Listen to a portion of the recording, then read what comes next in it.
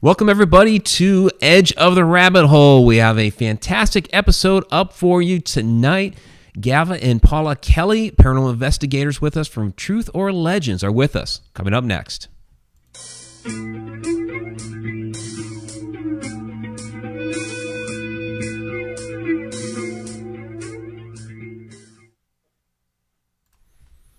All right, welcome back, everybody, to Edge of the Rabbit Hole. I'm author and ghost historian Mike Ricksecker. With me, as always, my co-hostess Vanessa Hogel, and down there in the chat room, Shauna, our chat shenanigator, shaking everything up.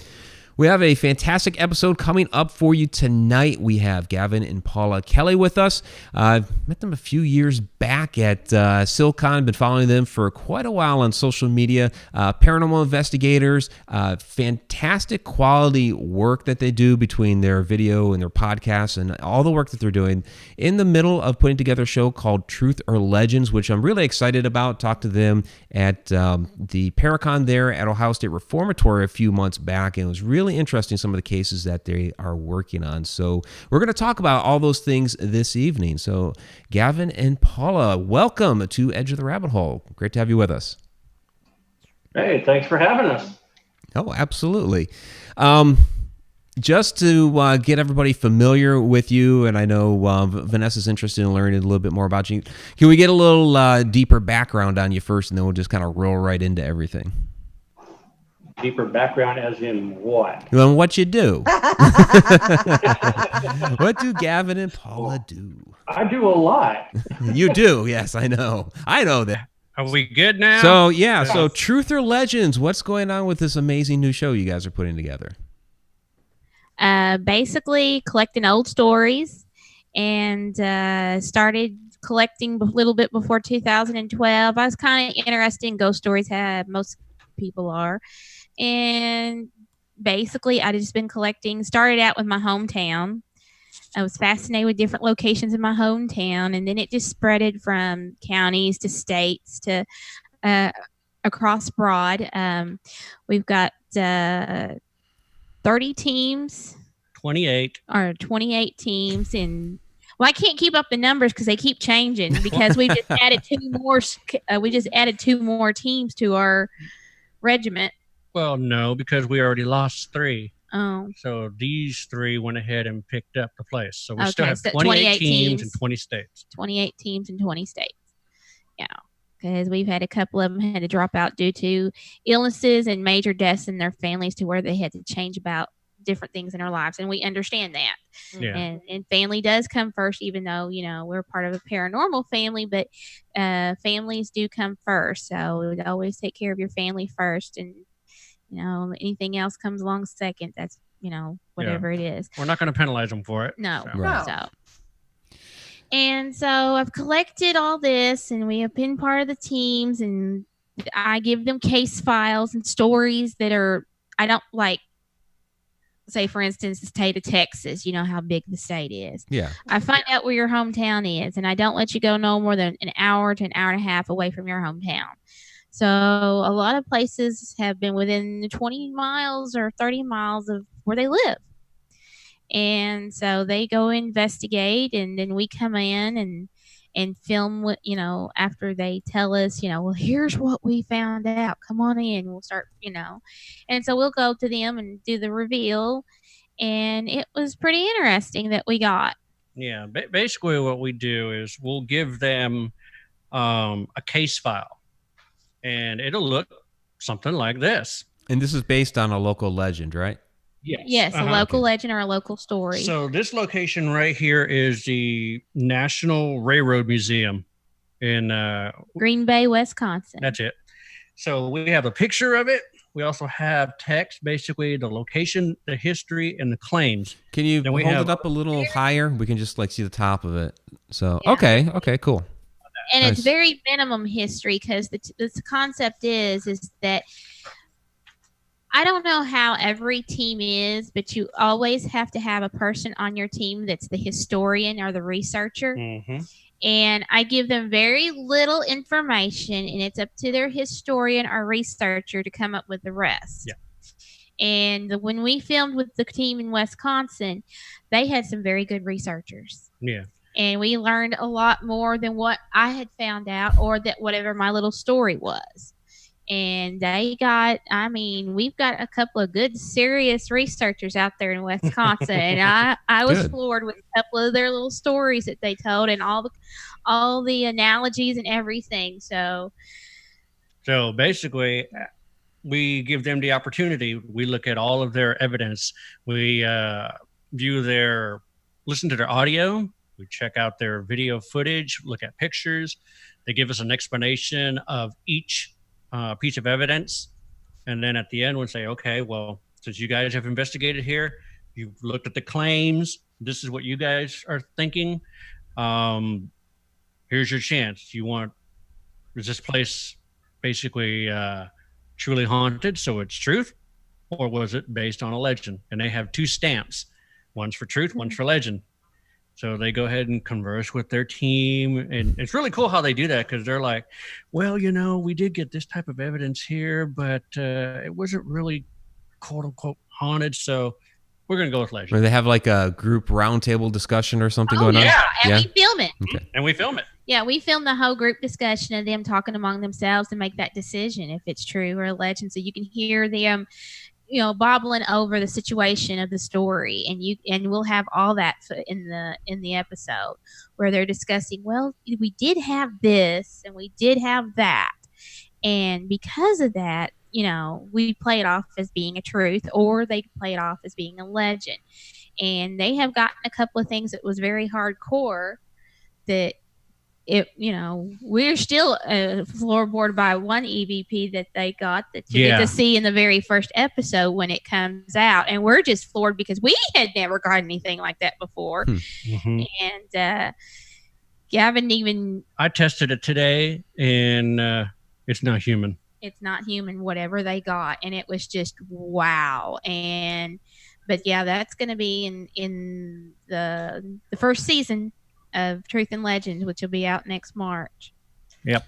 Let me ask you just real quick, while you talked about this and the difference between trying to figure out whether it's truth, whether it's legends, have you had instances where they have went to investigate a legend and was able to debunk it as legend, but actually stumbled upon a different haunting? Yes. How many times does that happen? As in part as the teams or as our personal experience? Talk about team. Well, as our teams, the team that we just did Wisconsin with, we had that same scenario to where the story that was told about the place, they didn't get anything that involved that story that happened at that place, but they had something else happen to them that they could figure out what happened.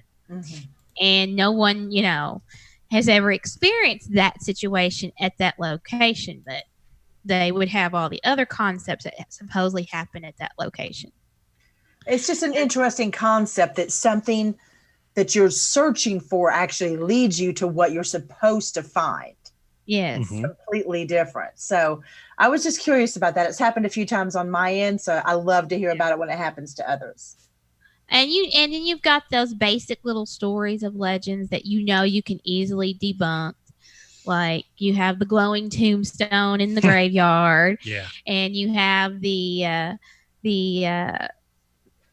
gravity hills where your vehicle, supposedly you think you're going uphill, but you're actually going downhill. It's a grade. It's a grade of some sort. We've done debunks on those, but we've also been to a location to where we are debunking something else that was easily debunked, but we end up picking up something else.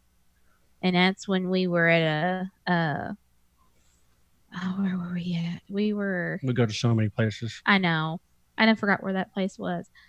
I want to say it was Asbury, where we was going to go in and we were going to be debunking something in Asbury.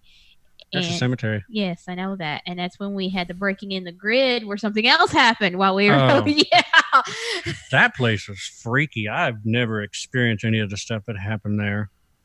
I was actually setting up a trail cam, and I could see the grass go down and pop back up. Like somebody was walking towards us. Oh, wow. Okay. So you could actually see the footsteps. Yes. Wow. And then when I set the grid up, I was shooting it toward a bunch of tombstones, and all of a sudden it looked like two figures, a male and a female, walking toward us. Oh, wow. Very cool. That's really interesting. Yeah, and the deal is we went there because they had the legend is that if you're in the cemetery, you can hear babies cry in the cemetery. Yeah, we didn't hear no babies. We didn't hear no babies cry, but we had that happen to us. Right. And this cemetery is very weird because I can't explain what actually happens, but the crickets will stay on the outside of the cemetery and just chirp there, and also the lightning bugs will stay on the outside. They will not come in. No. Insects will not come into the cemetery. Yep. No. Interesting. I can confirm that for you. I was in Ireland a couple of weeks ago, and I went to one location where not one cricket, not one bug, not one bird, not a moth, not nothing. The only thing that was living in that location was bats. Oh, wow. Huh. There was nothing. But the second you got out of that location, everything was there. Night cams wouldn't even work on this place. Where's it at? In Ireland. Well, I know that. We're going to Ireland next year. We're taking the paranormal journey into the unknown overseas next year. We got 5 days in Ireland and 5 days in London. So you don't have to mess with that location. We'll go there. Once my episode comes out, I will, because we just filmed a docuseries. Cool. Gotcha. Cool. If you need a second hand and I got the cash, I'll go with you. Because I can take you to the cool places.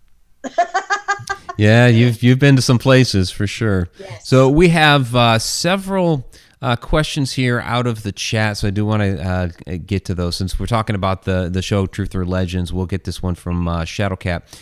What are your favorite legends? My favorite legends, I don't really have a favorite. I mean, I read through some of them, and I have some of them that actually, kind of sticks out to me to where I put them as more important than other legends. But I don't really have a favoritism on legends. I mean, I've done some cemeteries, but I'm not a big person on cemeteries. I am more of it's more like an urban tale, what you're talking about. I don't think we've come across anything that's with a legend yet. That's the reason why we put the show together, so we can actually learn about some legends. Yeah, because we've not. I'm one of those. I always, when we do Paranormal Journeys in the Unknown, or we are working on our new documentary series, I really investigate. Not like investigating paranormal, but I do a lot of the background history research if it's something that I'm going to do a major documentary on or something, that if I'm seeing it as something that it's not really is, I will throw it to the wayside and start on something else. So when we did Paranormal Journeys into the Unknown, a lot of those we knew we had a lot of truth to, so that's how they end up being part of the episode. Legend, like I said, this is all new to me on Truth and Legends, and like I said, I've collected all these stories. I have certain ones that stick out in my head. I've had a couple of cool ones that are bed and breakfasts that I've sent some of my teams towards those. We've had some battlefields. We've had a hospital. Let's see, I've had a winery. So a lot of different locations. Yeah. Yes. I mean, we have a wide brand of different things. Like, like I said, we have one in which you already kind of know about the train museum. So that's going to be. Spoiler alert. There's your spoiler alert. There's one about the train museum in Green Bay. Yeah, but I didn't tell them what happened, though. No. And they'll have to learn about the history of the place if they want to look it up. But it's all spectrums. It's not just, same old, same old, same old. These are all spectrums of all different backgrounds of all these locations, from insane asylums to hospitals to prisons to jails to different things like I said, the bed and breakfasts, an old mansion, an old school. I'm trying to remember all the listings. It's Sounds like quite a bit. Yeah. You have over 5,000 stories. You have all kinds of different backgrounds. Oh my gosh. That's a lot to keep track of. And I know when we were talking at Ohio State Reformatory there a few months ago, Paula, that you're like really getting into some details of some of those stories. And it seems like you've done a lot of historic research, which is fantastic. I mean, that's always been a big interest of mine. Yeah. And it's not just stories that I find on the internet or in the newspaper or whatever, but I also pull books from authors and I go through those and I look through their stories and add, if there's something in their stories, I add to that collection. Mike. Thank you. Speaking of OS. Hey, there you go. I have that exact same shirt sitting in my closet. Oh, man. So, interesting question here from zippydavis. He says, I know this is an odd question, but when they do it, what are they searching for more, life after death or facts? A little bit of both, actually. I mean, is there a presence at that location that they're investigating? Proving something or non-proving something is basically you're trying to learn a fact from it. History is always good, like we said before, and sometimes we can learn our facts from our history, and we can also learn different things on that concept. But yeah, that kind of goes together. I mean, are we proving something's there that is paranormal or non-living? Yes. Is it going to be a factual situation? It can be the same too. It's kind of like writing your own history book. Yeah. Good way to put it. That's a good analogy. Now, have you come across cases when you're researching the history where you've actually found what's to be the known history of the location to actually be incorrect, and you've been able to discover some more accurate truth of those locations? As in the history of me researching it itself, or just finding it out later? Just as you're researching a location, it could be like any location that maybe as you're researching what's known. What's the known history? Like maybe it's a historic house, and the history that they keep repeating over and over again. What you end up discovering throughout your research is actually the stories that they've been telling is incorrect. I could say something on that, but I get in trouble for it at the same time. Now, this is Edge of the Rabbit Hole for a reason, honey. Go for it, okay?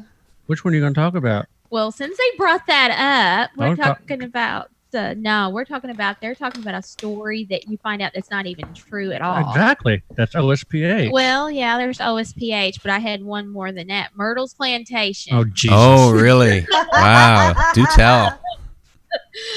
Oh, man. None of that is real. Two things. And they twisted the story on those two things. And the man did not the man that died. Mr. Winters did not die on a 13th step. I mean, he didn't drag his lifeless body. I love that. It's written that way. He dragged his lifeless body to the 13th step and died. And his wife's arms. No. I mean, it wasn't his wife's arms. He didn't even die in anybody's arms. All he did was die on his front porch, and it was over a dueling situation with another man over a girl. Yeah, he got shot and bled out on the porch. That sounds a lot more romantic, actually. It's a shit happens moment. It's a shit happens moment. But yeah, they keep on saying, "Oh yeah, you can come over here and put a EVP recorder on the step and put a REM pod, and you can see or feel his presence go up to the step and then just stop on the 13th step." Like, that didn't happen. No. According to facts and documentaries and newspaper articles that was written, he died on the front porch. All these major deaths, anything that I can find. We've had a couple other people that has been looking and researching into Myrtles Plantation, and they can't find what is being said at Myrtles Plantation. Mm-hmm. There's no Chloe. There's no I mean, I understand that in that time period when census was taken before the Civil War, it depended on what state and what county you were in, if they actually stated the names of their slaves in the census.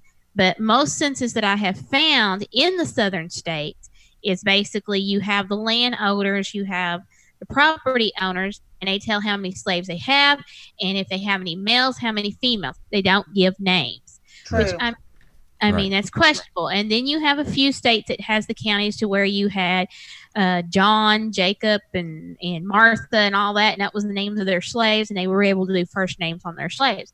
I have found both references. And it depends on what state it is and what county, because some people just cared a little more than the other state. I don't know on that part.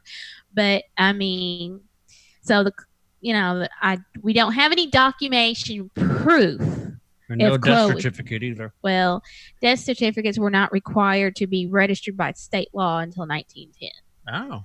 Well, and the thing is, because I'm from Alabama, the thing is when it comes to the South and its slaves, is when the ones that you find mostly on census records after a certain time period were what they called house slaves. Yeah. Those are the ones that were in the home, dealt with the children, dealt with the home, and were meant to be seen and serve polite company. Those that were on the land, that were there to work the land, and I apologize if this is offensive, I truly do, but those that were meant to work the land and do other things that were less savory, they were not documented. They did not have to be. Documenting them would have given them a status, and that was not something that Southern plantation owners cared to give their slaves, unfortunately. So that's Huntsville, Alabama, born and bred. So that makes sense. Yes, only your house slaves. Only your house slaves. Those that were meant to be seen and to serve polite company. Well, that is my understanding of it. Yeah. Now, I very well could be wrong. I could be misrepresenting, but that is my understanding of it. Well, supposedly Chloe was actually in the house. She was something to the children. Yes. She was like a nanny to the children. I have actually heard that story. I've been to Louisiana so many times, it's not even funny. And that is the one place I've never been. Go figure I've that. never had any desire to go. We've never been, but it was a story that, you had those certain stories that just peg at you like, is there any truth to that? Especially when and this is the one that sparked me, was for the fact that you had Mr. Winter's lifeless body. I mean, it's written that way. So, if you actually is it his ghost that's pulling the body up? Is that the deal? The ghost is actually pulling the body up? I guess. If you go to Myrtles Plantation website, you pull up the back history. They actually have a little history page on there where you can read it. That's what got me into reading the story. I was like, how can you have a lifeless body being dragged to the 13th step? And I'm over here going, there's something fishy. And that was the first red flag. He did astral projection. I don't know. My body's pretty fucking lifeless after work. So, I mean, it just is what it is. But it isn't even the lifeless body part that gets me. It's that you can tell that they're reaching when they say the 13th step. Yeah. Because the number 13, you know how people get about it. It's my lucky number. My kid was born on Friday the 13th. But here... it's just one of those things. Here's the other thing, though. If supposedly he bled while he dragged himself, you're going to have blood in the carpet. Blood seeps through carpet, seeps through the wood. It does not disappear. No. So it doesn't matter what type of carpet you put on there, it will go right through it. So there's no instances of blood anywhere going from the parlor to the steps. Nothing. Yeah, the entire subfloor would have to be replaced in order to get rid of that. Right. Then you've got your floor joists underneath it that were holding it up. Any type of bracketing, blood does not disappear. I mean, that's actually something that could be completely verified through luminol and proper forensic science today. But if they were willing to do it. Oh, of course not. No, of course not. And here's the thing. I posted what I thought about it, and I put it on their page. Oh, I'm sure they did not appreciate that. Oh, they deleted it in a heartbeat. Yeah. It was gone. See, and that's the thing. I mean, give me the true, what we can somewhat prove to be true, haunted stories any day of the week and twice on Sunday over something that's been regurgitated by thousands of people in order to turn it back. Yeah. I can't stomach that. I mean, we've been into locations that, you know, one story was told one way and we go in and investigate, or I go do the research and it came out something different. Let's talk about Bobby Mackey's. Uh-oh. He went there. He went to Bobby Mackey's. The portal to hell. The portal to hell. Is it a portal to hell? It's just an old well, isn't it? Not interested in going. It's a drain vat. The place used to be called the old 76er Distillery. And then it wound up turning into a club. It was called the French Quarter, I think it was. Yeah, it's called the French Quarter. And then there was something else. I don't remember. It was a series of things. It was run by the mob. Yeah, the French Quarter was run by the mob, but it's just because Kentucky had their own version of mobs. But yeah, it was just one of those things that you just took a story and you build on it. Something minor happened, and then it had to become more tragic, and then it just added on and added on and added on to the point it's just spinning a yarn. Yeah, the hell. Call it the hell mouth and get it over with. Yeah, right? Yeah. Certainly, a lot of these legends that are out there are, you know, completely different than whatever the original truth was, but still within most of these stories, there's that original grain of truth. So when it comes to Bobby Mackey's, what would be that original grain of truth that they built the story off of? Well, there was a death. Nothing. Well, I mean, there was nothing, but the death that they're claiming on didn't happen in the Pearl building. Bryant's head never got decapitated there on the grounds or thrown into the drain vat. Her body was found about 3/4 of a mile down the road. And they never found her head. And they did not find her head. Yes, that's correct. Now the Johanna story, saying that she was a dancer and something about she was killed there or something. No, there's a person named Johanna, but didn't spell the same way, but died like about a mile away from the location from poisoning. Yeah. And that's on the death certificate. Yeah, I looked up the death certificate. And then the only other person I know of that actually died in there was Karl. Karl. Yeah. Yeah, Karl died there, and people claim that Karl haunts the place, which Karl had.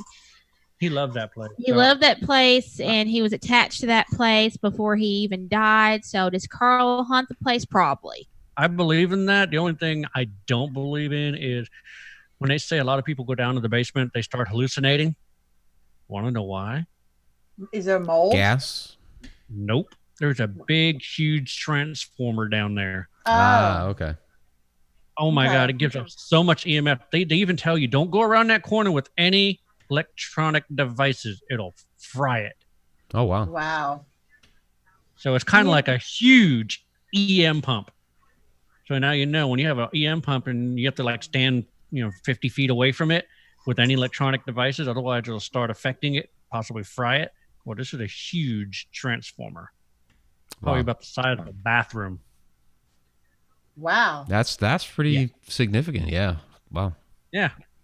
So that's giving off a lot of EMF. I mean, if you actually go down into the basement and it's like right before you get to the dressing rooms, don't really go down the dark hallway to where it is, but just kind of stand there with a trimeter and watch that sucker peg all the way to the end.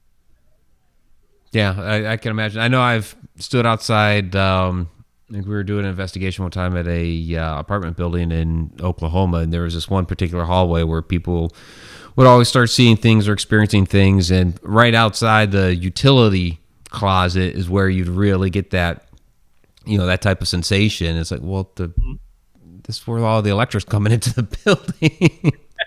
Yeah, that might have a little bit to do with it. Right. Midget. Yeah. Just a little bit. That's true. Or a gas leak, like you stated earlier. Well, and that's that can really mess you up. a lot of these older places, older abandoned places, things like that, they're going to have mold in them.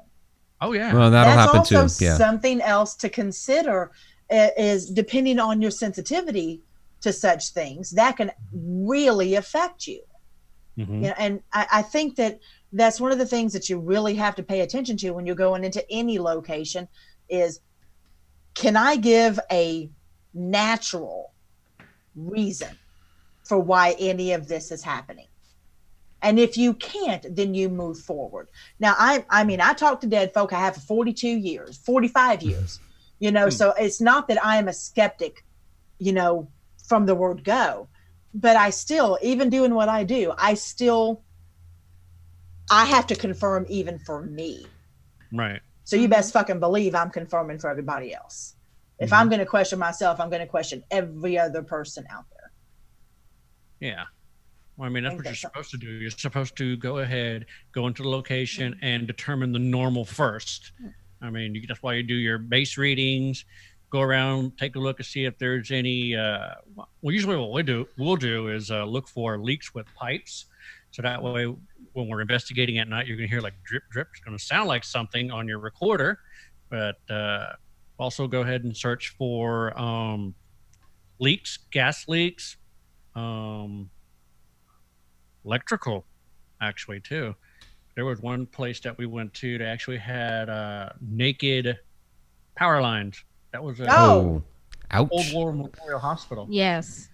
Yeah. Really? Oh, yeah. And the funny thing is, we were standing there and you can hear the zzz, zzz, zzz. And we're like, what the hell is that?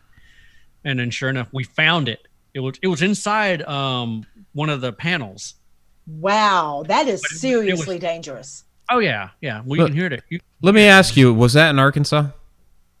No, this was in Kentucky. Okay, this is in Kentucky. Okay, because there was one like that in Arkansas where it was inside the box and it was actually sparking. We had to, we had to stop the investigation. Wow. Yeah. It wasn't sparking. It was what was it? Scottsville, Kentucky. Yeah. Okay. Yeah. But it was just really bizarre because we were like wondering what the heck is that? It's like we can hear it, but we couldn't figure out where it was at because everything was sealed.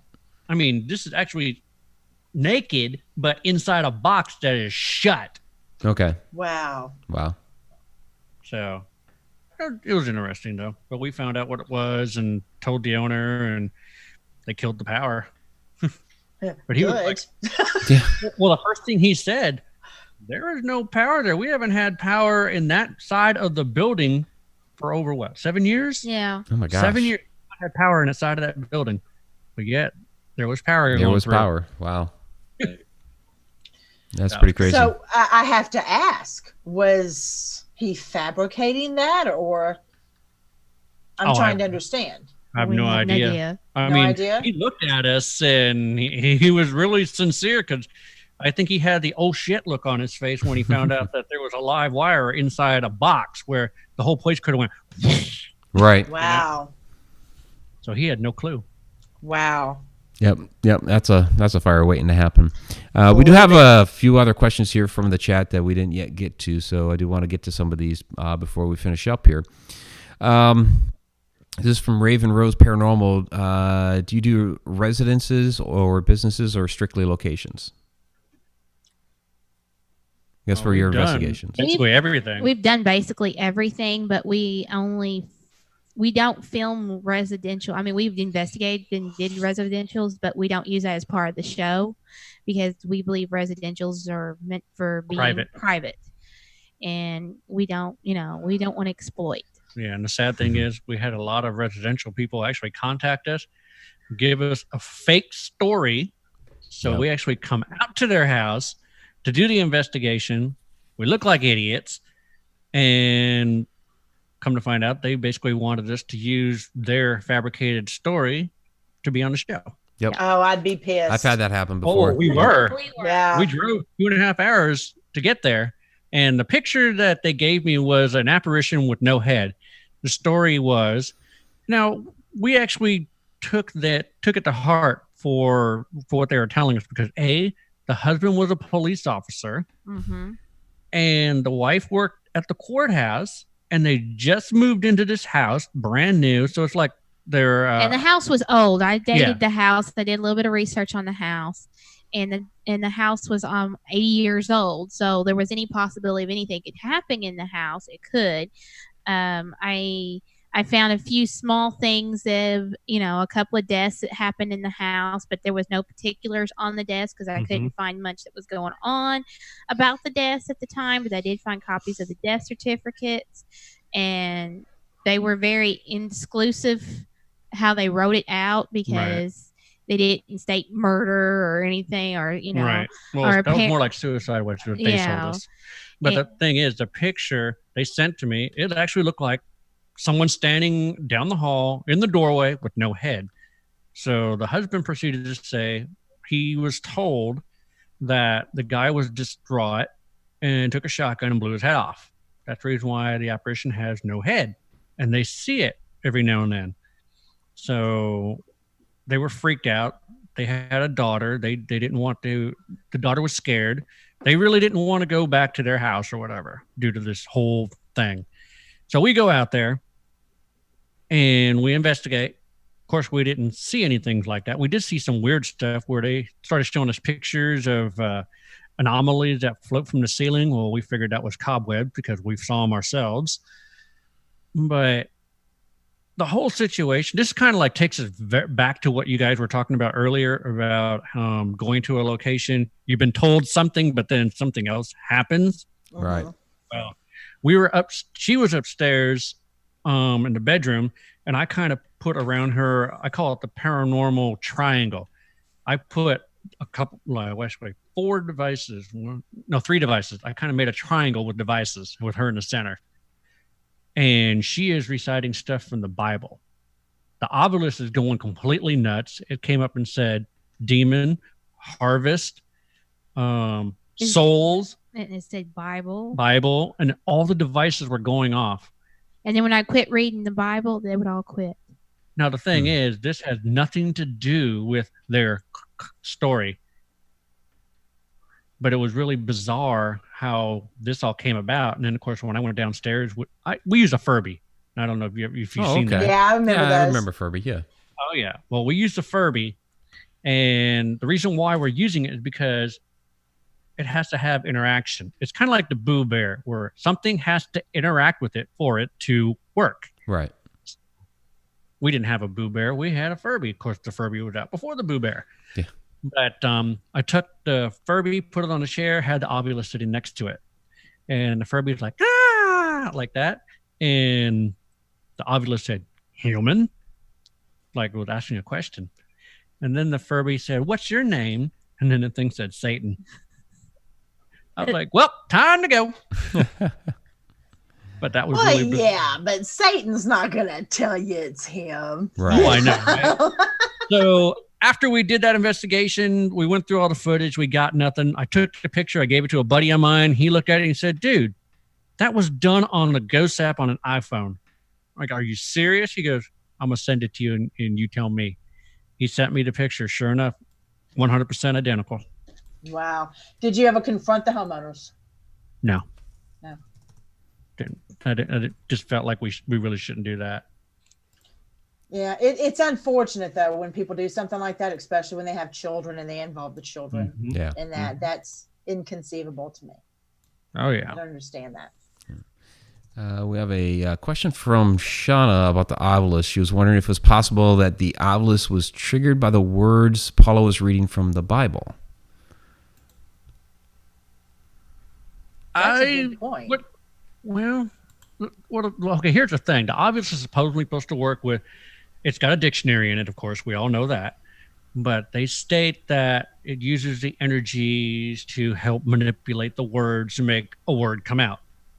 So I really don't know about that. Yeah, I mean, because it's a whole dictionary. I mean, why all of a sudden while you're reciting stuff from the Bible that all these biblical words are going to start popping out when there's 5,000 words on it? Yeah, but you have to think about it. They're going to have, whoever programs that is going to have categories of words.